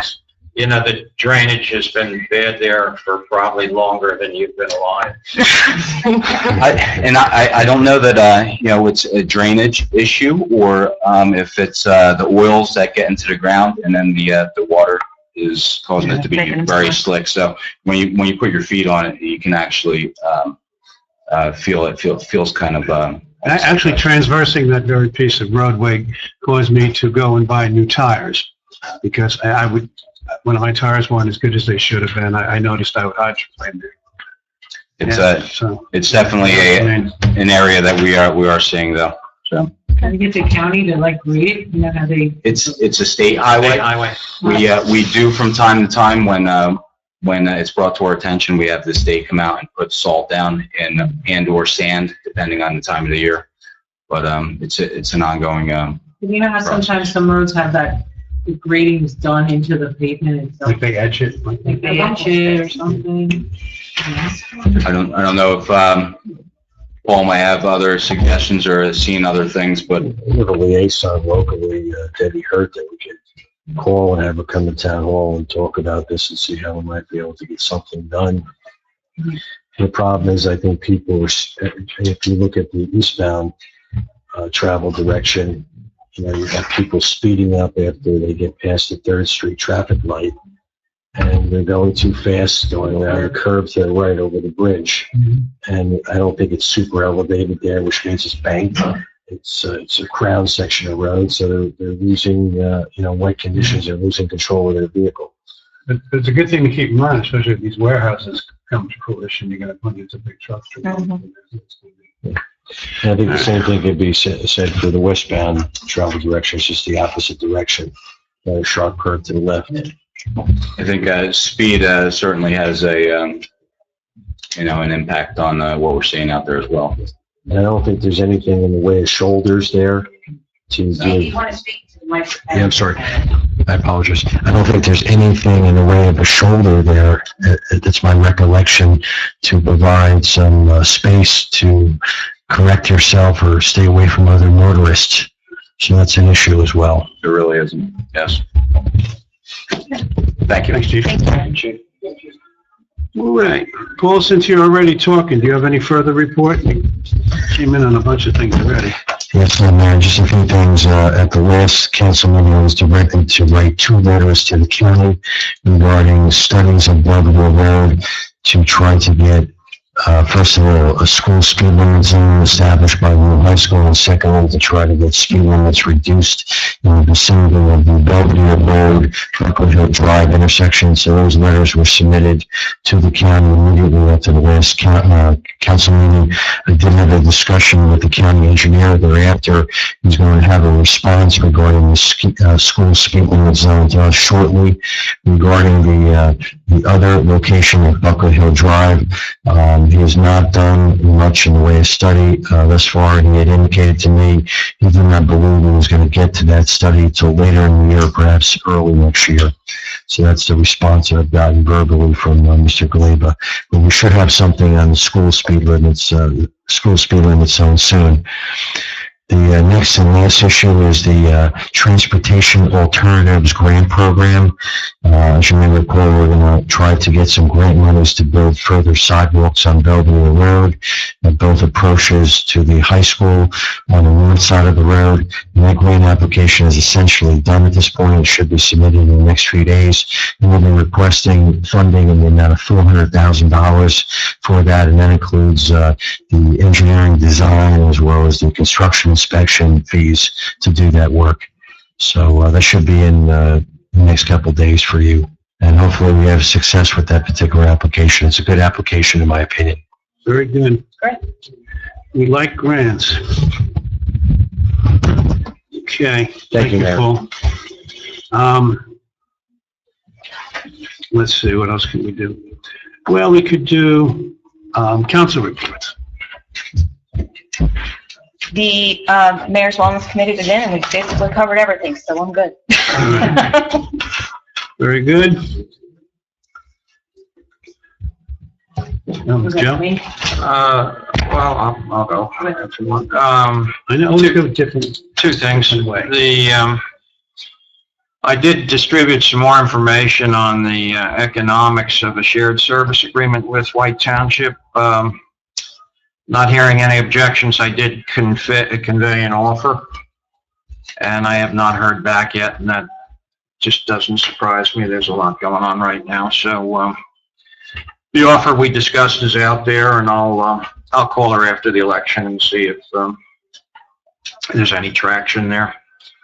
The other thing worth noting is we're going through a refinancing, and in conjunction with that, we asked for an update of our bond rating, and our financial advisor and our auditor have been doing quite a bit of work, and so has Beth, and last week we had a phone conference with the rating agency to try and wrap everything up.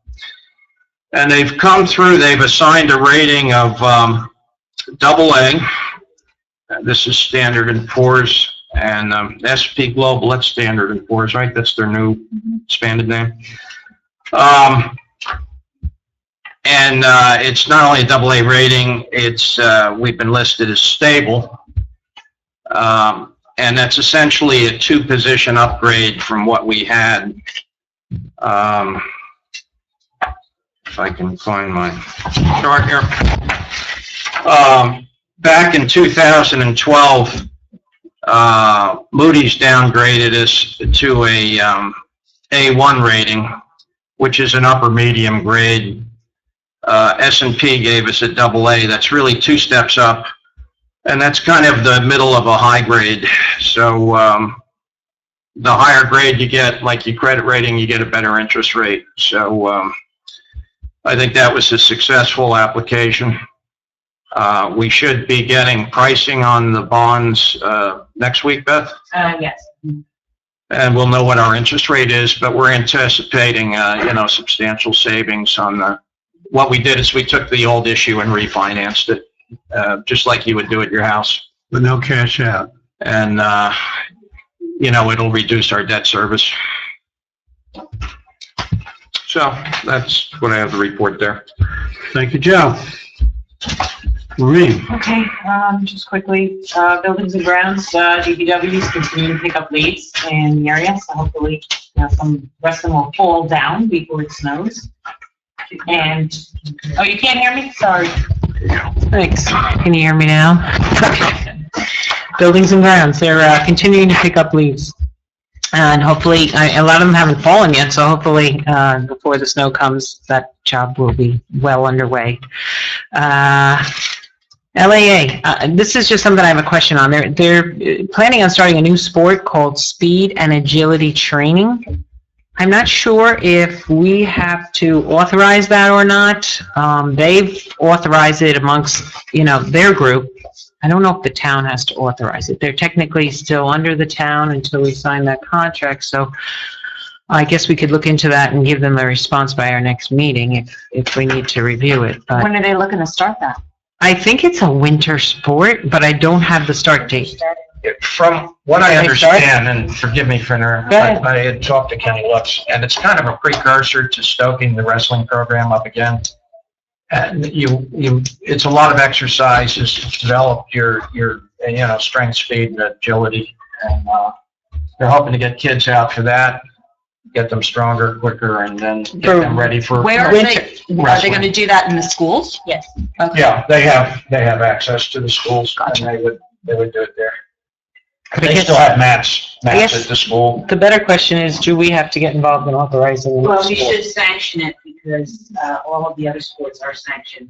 Okay, as a township sport. Oh, Yeah, and you have to go through insurance on that, right? Because I never heard of this sport. Well, I don't have to go through the. It's a We need to program. Sanction it because we are still There's, providing the insurance for. It's a program more than a Like an sport. exercise program. right, Okay, so you don't think it needs So you specific just need insurance? to sanction it as. It's not a competitive thing. Goes Goes on. under the umbrella. all right, so I guess I'll make a motion that we sanction that new sport as one of the LAA's programs that they offer. Okay, do we have a second? I'll second.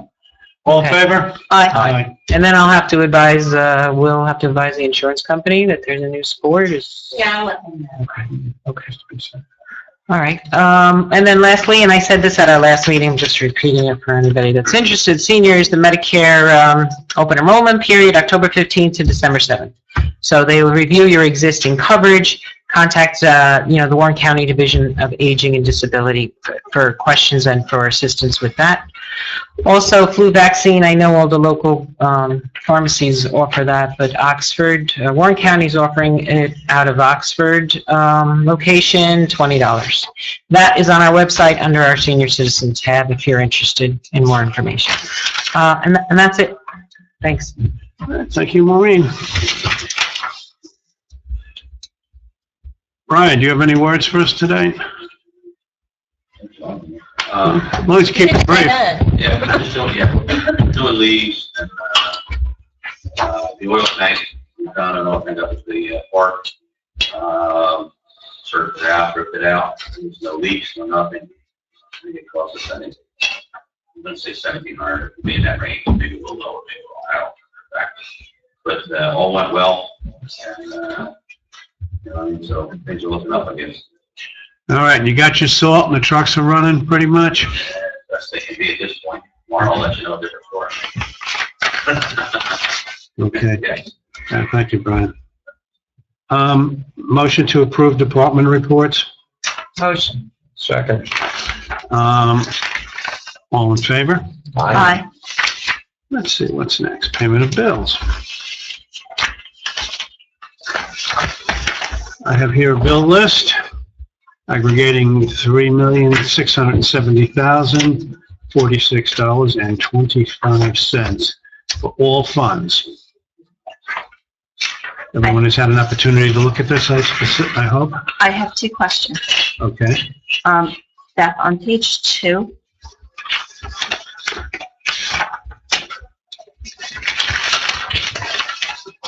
about halfway down the page, the dollar amount of $5,699.75. Yeah, Is that what I have to abstain from? I believe so. Okay, I thought so, wanted to make sure. I'll abstain from that and the Verizon bills as well.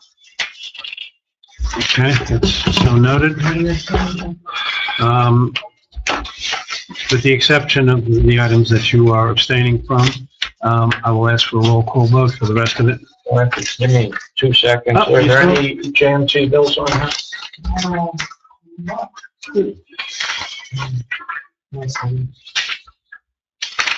Yes, there is. I have to abstain with respect to those bills.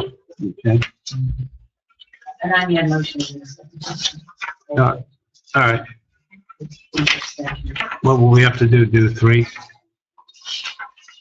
I'm gonna vote on all the bills except that one. Okay. And I'm going to vote I did on, all the, their extensions, so you just have, I need a motion second to pay that. I'll make a motion.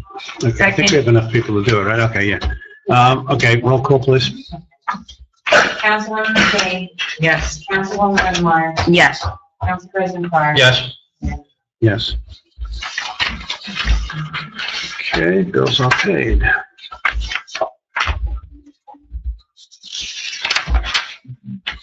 All right, time for audience participation. Take a motion to open audience participation. Motion. Take a second. Second. All in favor? Aye. Aye. Audience participation is open. Sir? Let's see. My name is John Betts, with Breakley Gardens Tenants Organization. And I'd like to thank council, Joe, Maureen, and the others on council for taking considerations in senior situations, entering things on the website for senior information. Joe, for your interest and council's general interest. Having said that, I would also like to make a statement about our tenants in Breakley Gardens and our landlord. And we fully support, as tenants in our complex, all of our rents fully support our landlord. And our landlord supports taxes, sewer, and water. And I would just like to state that since we support our landlord and our landlord pays taxes, and he gets support from us, the total taxes, sewer, and water, which are paid by Breakley Associates, range somewhere around $707,556 for 4 quarters. This is what now? That's for 4 quarters. Breakley Associates. Is that the real estate taxes? That the real estate taxes are $470,505.59. I did the calculations on the sewer, and it's around $160,541. It may be give or take a few dollars in there. Water is $76,508.84. Now, in this situation, you've got a size of the acreage. I'm just saying this, doing this for informational purposes to make it public. You've got, say you have 71 houses. That would be 71 houses paying taxes and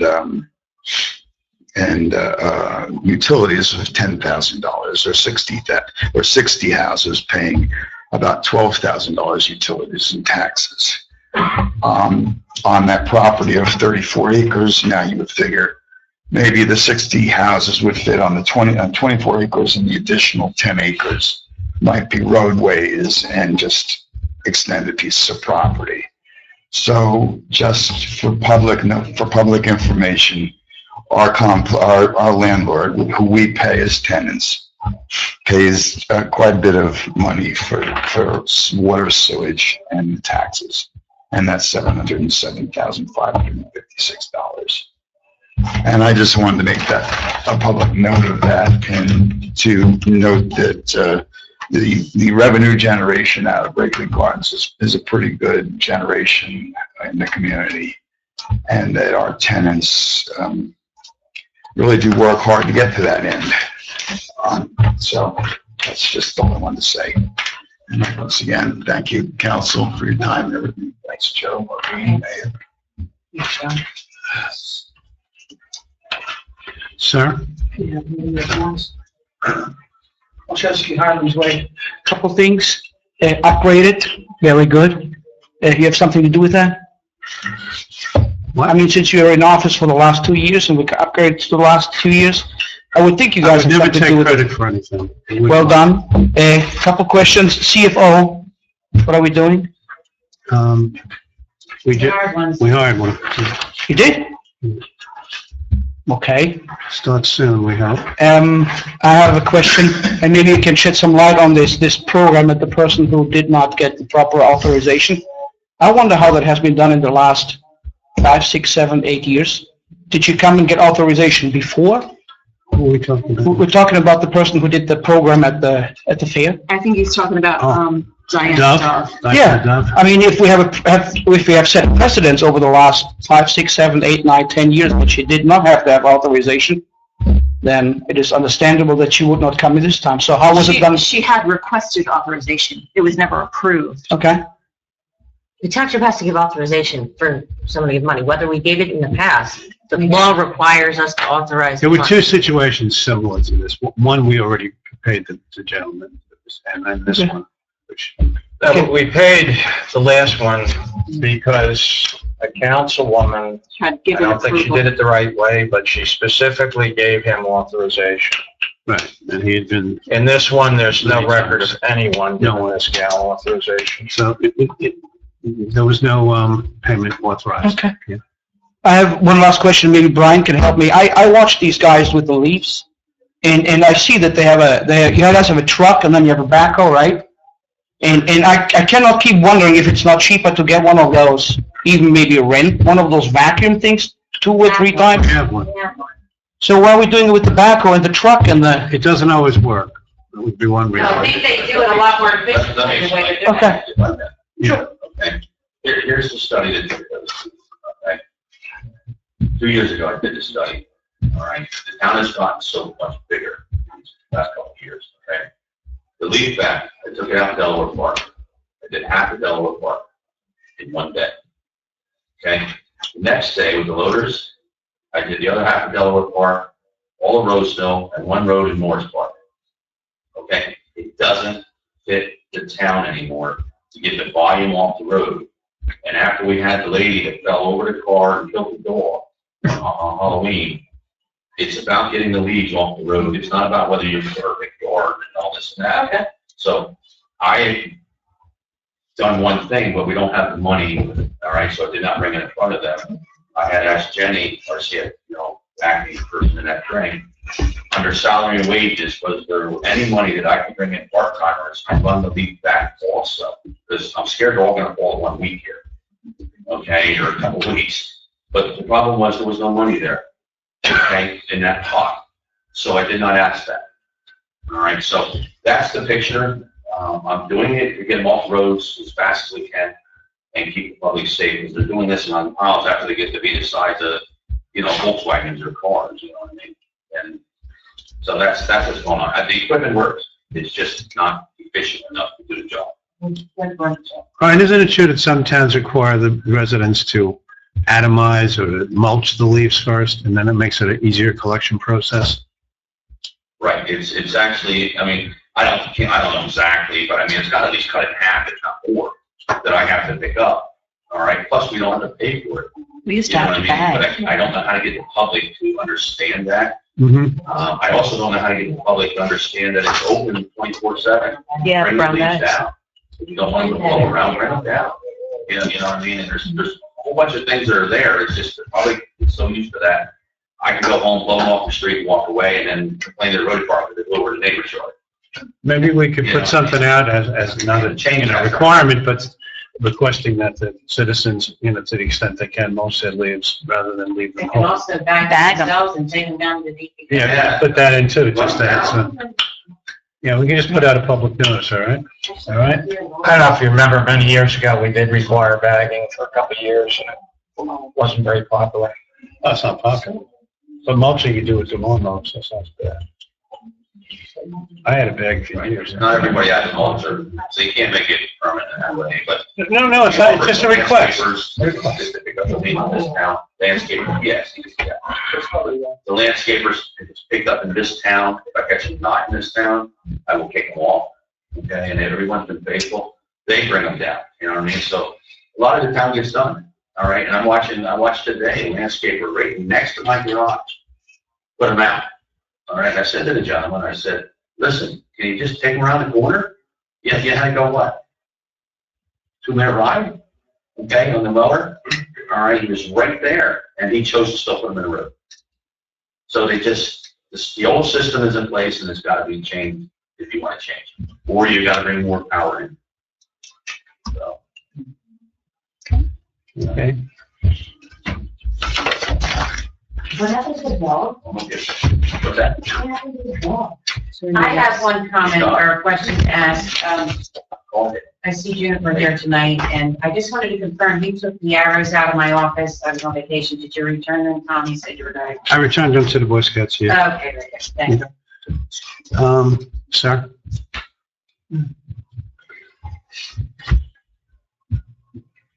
Good evening, Eric Johnson, 361 Stonehenge Drive.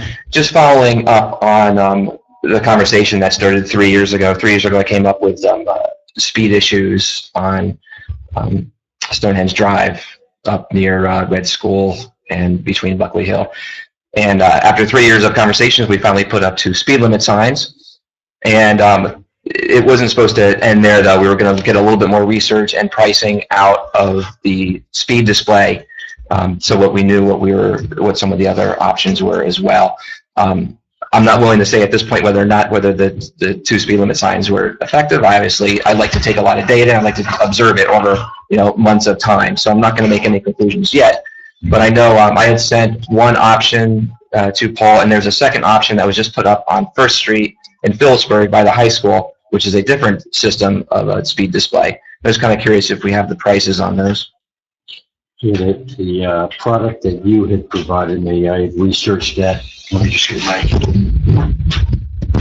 get the product that you had brought to my attention was researched by me. The company is All Traffic Solutions, and the cost of that particular sign, that sign is known to be a radar shield sign installation. The cost of that is $2,500. Okay.